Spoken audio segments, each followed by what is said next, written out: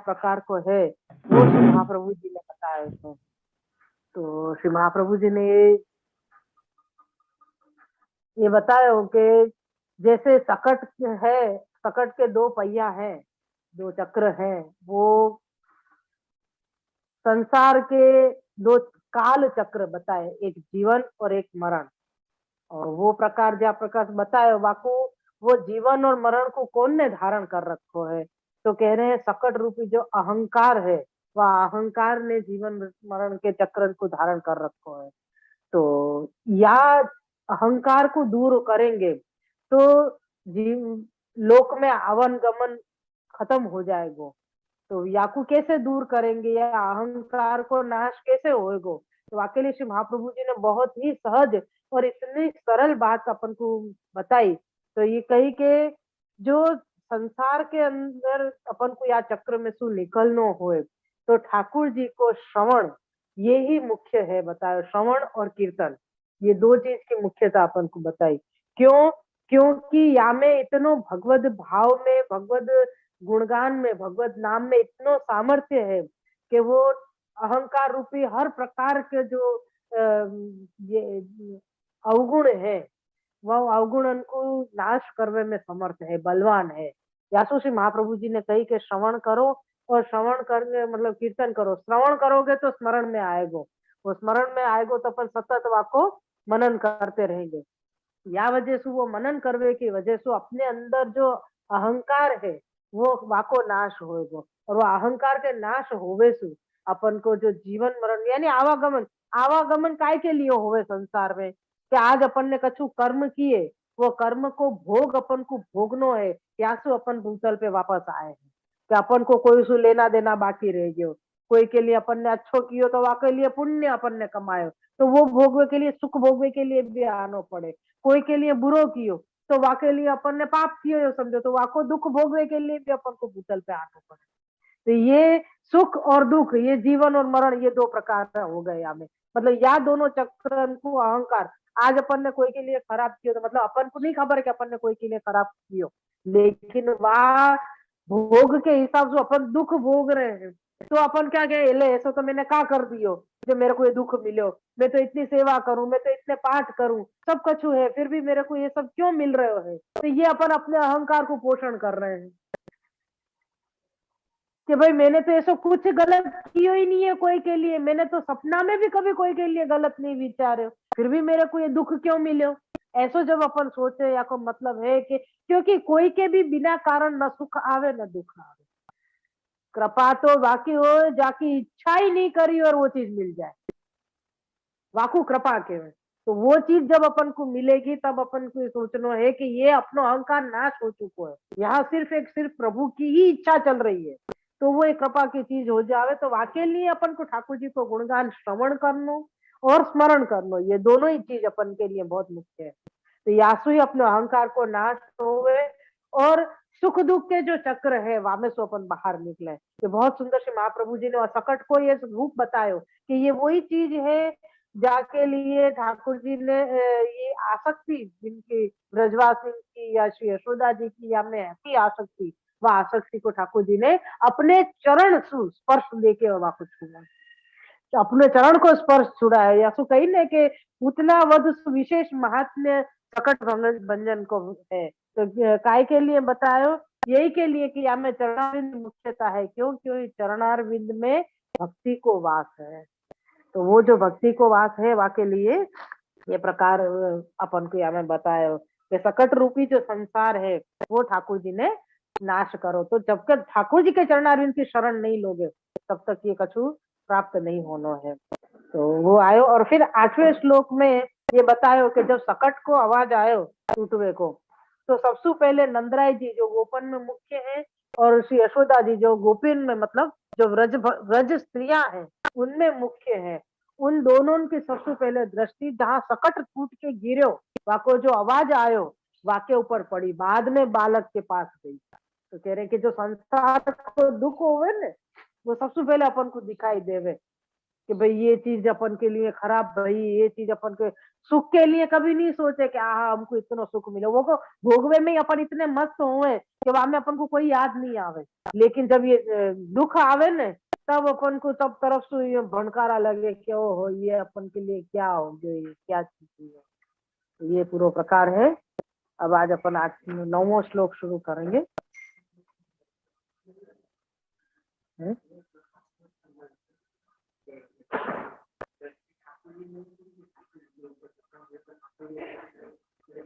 वही वही वही चीज आई ना, पूतना वाली जो चीज आई कि भाई पूतना को वध कियो, तो सबसे पहले ठाकुर जी को देखना चाहिए तो लेकिन उनको इतना बड़ो भयंकर रूप दिखो, अरे ये क्या, और वासु डर भी गए। और हमें जो प्राणाध्यास को भी जो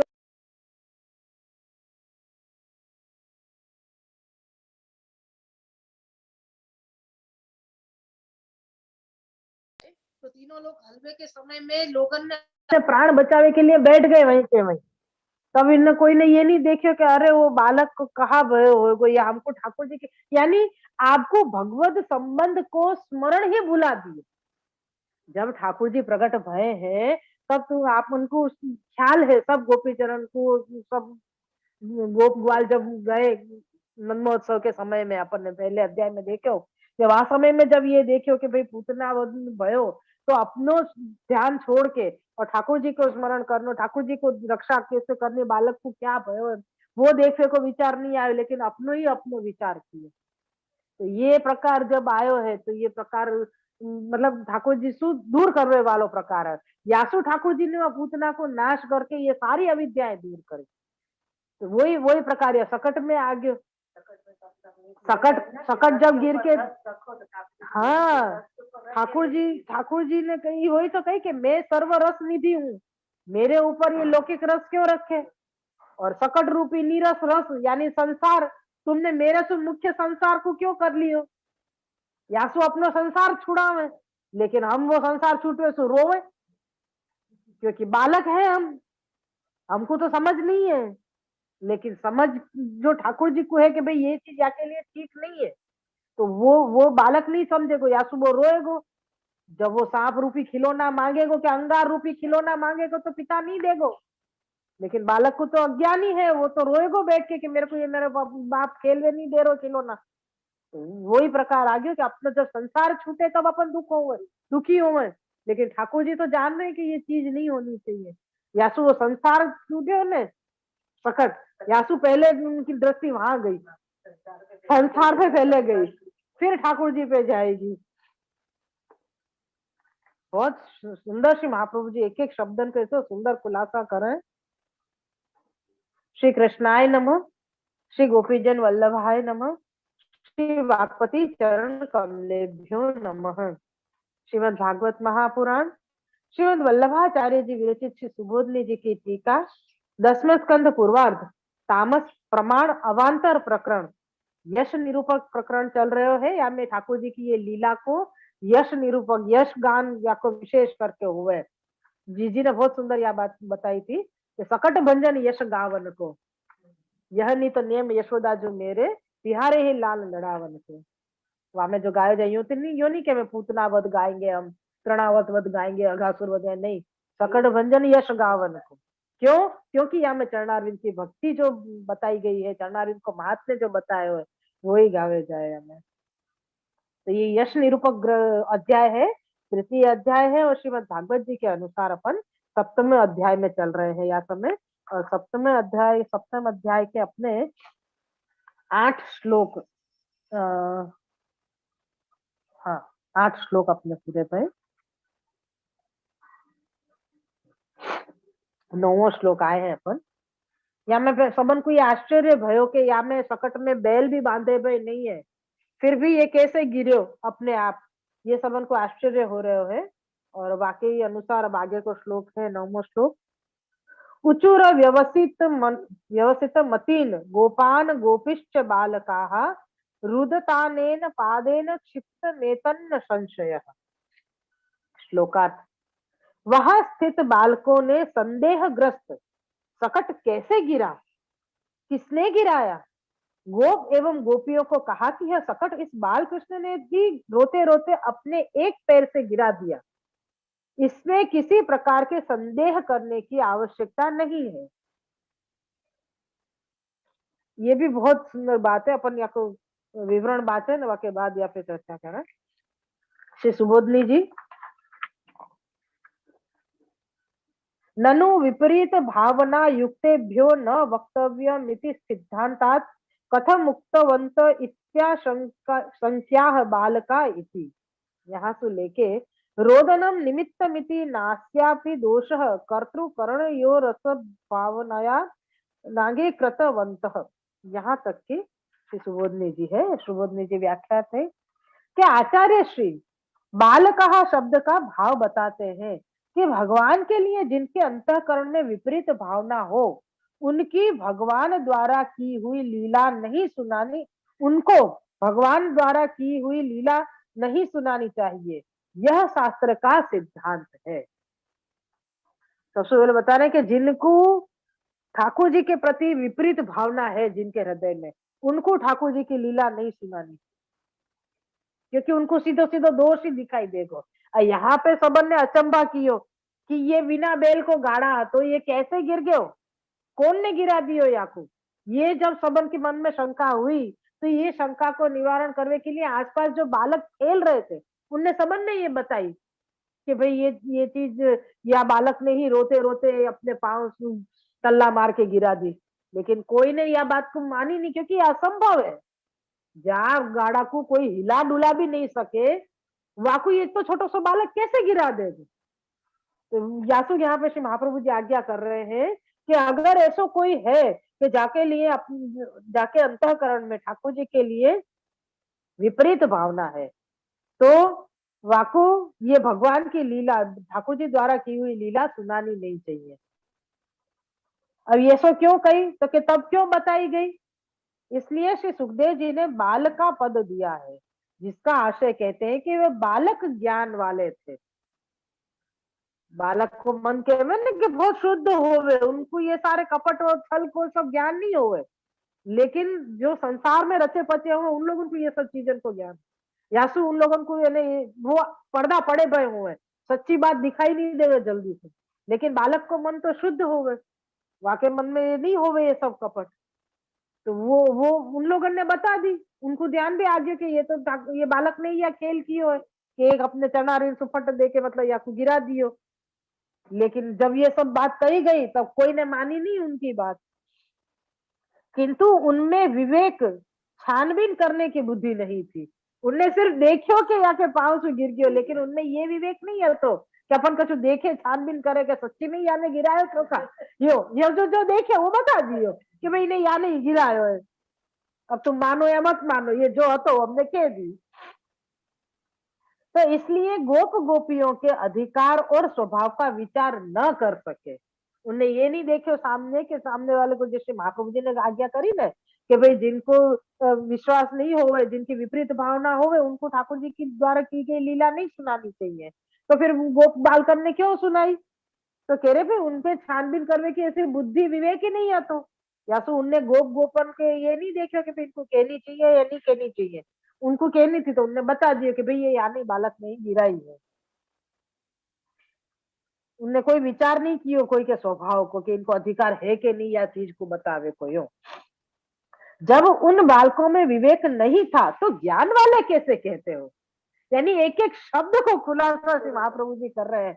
तुम एक तो पहले कह रहे हो कि इनको विवेक नहीं है तो, और बाकी पहले तुम ये बता रहे हो कि इन बालकन में ज्ञान है तो, ये दो विपरीत चीज कैसे हो सके। जाके पास ज्ञान हो आपके पास विवेक हो, जाके पास विवेक हो आपके पास ज्ञान भी हो। तो यहाँ तो आप कह रहे हो कि बालकन में ये ज्ञान है तो कि उनको ठाकुर जी की लीला की समझ आ गई, लेकिन अभी कह रहे हो कि उनमें विवेक नहीं है, ये कैसे हो सके।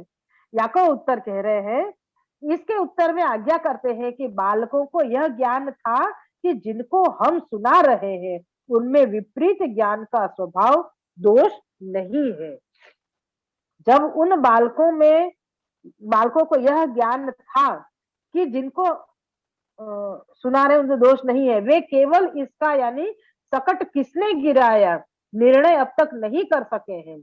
अभी तक इसका उपाय यानी कारण ढूंढने में लगे हुए हैं, न कि कुछ भी विपरीत चिंतन करते हैं। यानी जिनको हमने कही है कि भाई सकट या बालक ने गिरायो है, तो वो यासु हम कह रहे हैं क्योंकि अभी तक ये सकट कैसे गिर गया वही की चिंता में है। ये सकट गिरियो कैसे वही चिंता में पड़े हुए, यासु हमने वहां को निवारण कर दियो।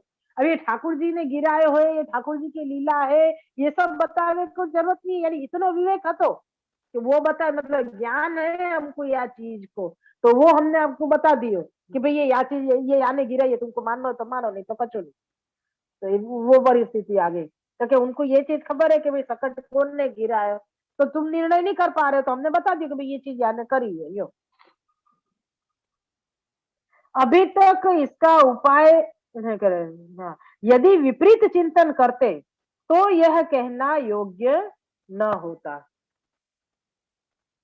अगर ये विपरीत चिंतन करते कि ये कैसे हो गयो, क्या हो गयो करके, मतलब विपरीत चिंतन का मतलब है कि ठाकुर जी के अलावा कछु सोचते, या मतलब कछु कछु गोपी का धर्म है जो गौ रक्षा करना है, गोपों का धर्म, और गोपियों का धर्म है पातिव्रत्य पालन।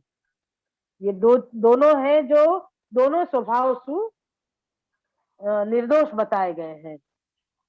व्यासु कही है कि च अक्षर का आशय कहते हैं कि ब्राह्मण भी वैसे ही निर्दोष एवं धर्म पालक है। इस प्रकार दूसरे भी इसे जाना जाता है कि वे बालक ज्ञानी थे, ज्ञानी होने के कारण ही उन्होंने समझा कि जो कारण ढूंढ रहे हो उनको बिना पूछे भी कहना चाहिए। यानी अगर तुम परेशान हो रहे हो कोई चीज, कोई तुमको कछु को जवाब नहीं मिल रहे हो, तो भाई हमको पता है, हमने तुमको बता दियो, वाकई लिए तुम पूछो तभी हम बतावे, ये जरूरी नहीं है। मतलब इतना ही ज्ञान है तो कि ये लोग परेशान हो रहे हैं तो हम बता दे कि भाई ये या कारण से काम भयो है यो। इसलिए बालकों ने उनको कह दिया कि इस बालक ने रोते हुए एक पैर से यह सकट दूर फेंक दिया। इसमें किसी प्रकार का संशय नहीं है क्योंकि हमने यह प्रत्यक्ष देखा है। अब जो गोप बालक सब आसपास खेल रहे थे उनने तो प्रत्यक्ष देखो कि ठाकुर जी रो रहे थे। संसार में कौन हते जिन जो बड़े हैं, बड़े मतलब बुद्धि से खाली बता रहे हैं कि बड़े हैं, जो संसार में पड़े हुए हैं वो उन लोगों को वो बता रहे हैं, तो वो लोग संसार में है, यासु उनके ऊपर सारे आवरण जो ये कह सके काम क्रोध लोभ मोह मत्सरता, इनके आवरण पड़े हुए हैं। यासु उनको ये ठाकुर जी ने ये जो दर्शन मतलब ये लीला करी वो उनको दिखाई नहीं दी, लेकिन ये सारे बालक जो है ये सारे निर्दोष हैं। यासु निर्दोष बालकन को ये सारो ज्ञान भयो और उनने दर्शन भी किए कि प्रत्यक्ष में किसी प्रकार का विरोध नहीं करना चाहिए, जो देखो वो बता दियो।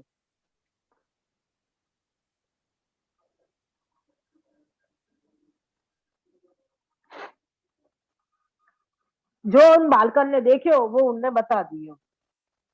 तो इसी इसमें किसी प्रकार का संशय नहीं है क्योंकि हमने यह प्रत्यक्ष देखा है और प्रत्यक्ष में किसी प्रकार का विरोध नहीं करना चाहिए। प्रत्येक कल्पना प्रत्यक्ष के अनुसार अनुसरण करनी चाहिए। अगर हमने देखो है तो वही हम मतलब साफ साफ बता देवे, वाको वामे कछु भी मिलने नहीं करनी चाहिए अपन को।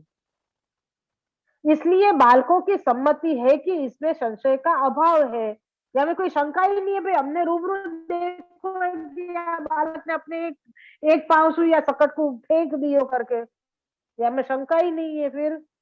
तो इसके फेंकने का कार्य बालक ने किया है तो वह दोषी है, यानी यानी कियो है कार्यो दोषी है, मतलब या के कारण से ये कार्य भयो है यो। तो तो इसके उत्तर में ही बालकों ने कहा कि इसका भी दोष नहीं है क्योंकि इसके गिरने का निमित्त कारण बालक का रोना ही था, रोना ही है, क्योंकि कर्ता भगवान और कारण पाद यानी चरण से यह कार्य होने जैसा नहीं है। अब ये समझे कि भाई कर्ता यानी रो रहे हैं, रोवे से एक चरण उछालो, चरण उछालवे के बाद ये गिर गयो, वहां स्पर्श होवे सु तल्ला लगवे सु, तो ये शक्य नहीं है।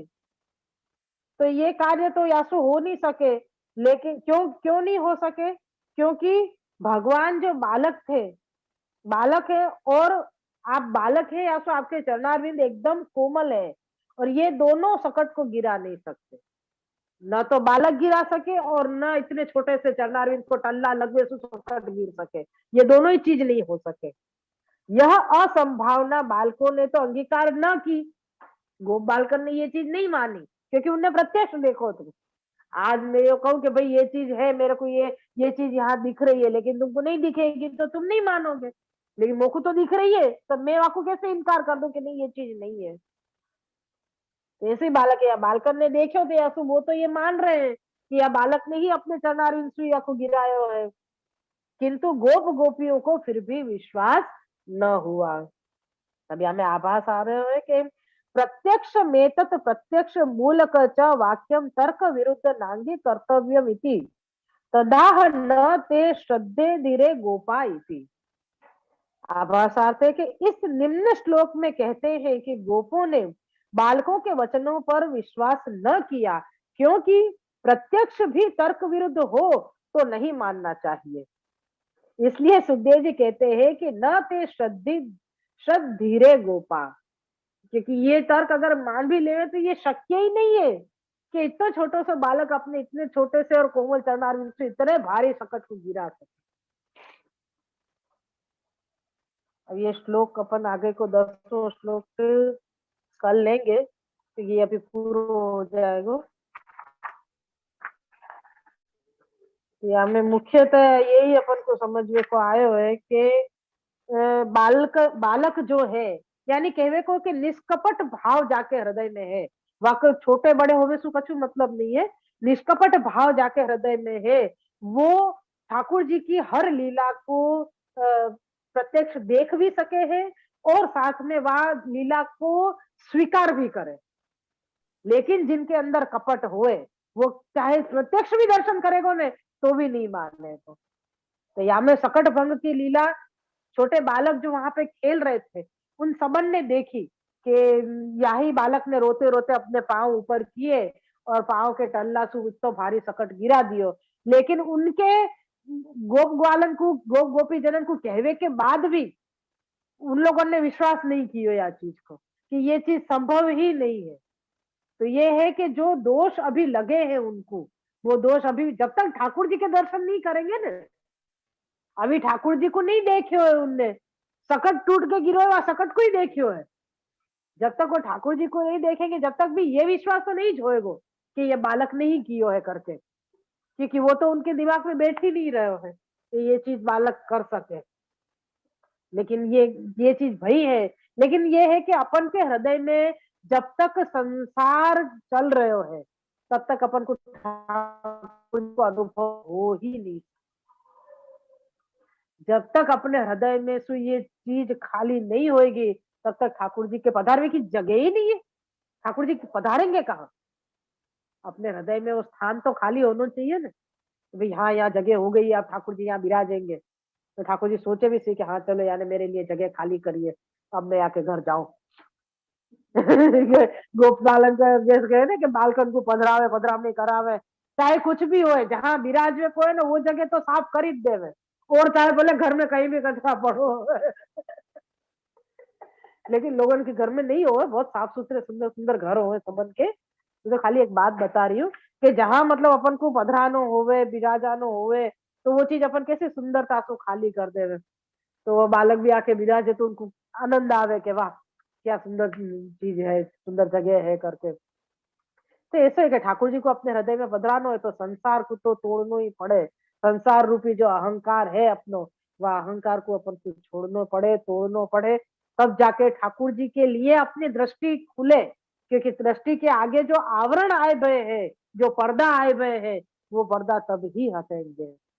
बहुत सुंदर प्रकार से महाप्रभु जी ने यहाँ पे बताया है अपन को, या को अपने जीवन में कुछ कणिका भी उतरे अपने कुछ अंश तक, कि भाई 24 घंटा में एक आध मिनट ऐसी होए कि जब अपन संसार को भूल के ठाकुर जी को स्मरण करे सच्चे मन से, तब जाके ठाकुर जी अपने ऊपर कृपा विचारेंगे कि नहीं ये दिन में एक बार तो मेरे को याद करे ही है, मैं याके लिए तो कछु करूंगा, जो कि आप हमेशा करे ही है।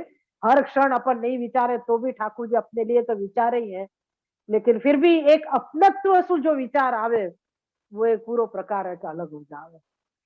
ये श्री महाप्रभु जी की कृपा तो अपन को जो समझ में आवे अपने जीवन में उतरे, और अपन वह स्वरूप को, वह स्वरूप की लीला को अपन आनंद ले सके। यही श्री वल्लभ के चरणारविंद में विनती है। श्री वल्लभाधीश की